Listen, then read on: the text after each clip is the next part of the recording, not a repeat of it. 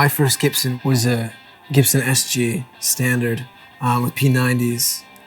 So yeah, it was like pretty early on that I wanted a Gibson. I grew up with a Yamaha acoustic, and I went to Guitar Center with my father. I think it was on the weekend somewhere in I think it was Flint, Michigan. And I was 12 years old, and I'd played an acoustic pretty much for the entirety of my life up to this given point. I searched through all these different guitars, but I had never really ever played Gibson SG. So I think that was sort of a defining moment when I did pick up the SG and I sat down just to play it.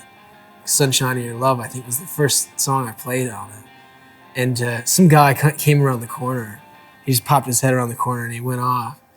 And then, we were leaving. The guy who had popped his head around the corner, he's like, "Hey," my dad's walking out. He said, "Hey, there's a fellow in there who heard you playing." And he said, "Man, that guy's pretty damn good." He's like 12 years old. And he's playing Cream.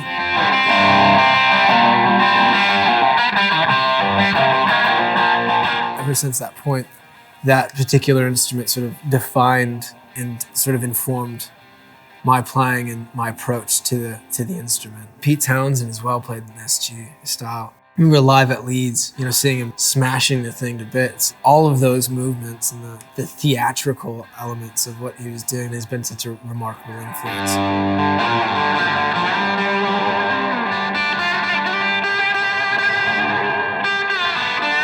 I suppose getting the first Gibson that I had gave me identity in a way. I always knew that I wanted to play, and I always had played my entire life.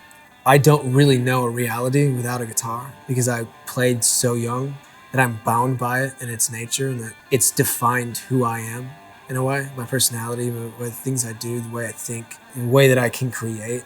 It's all kind of within these frets on these strings. I think what getting my first Gibson did was giving me an article of expression, something to translate what's in here and sort of project that.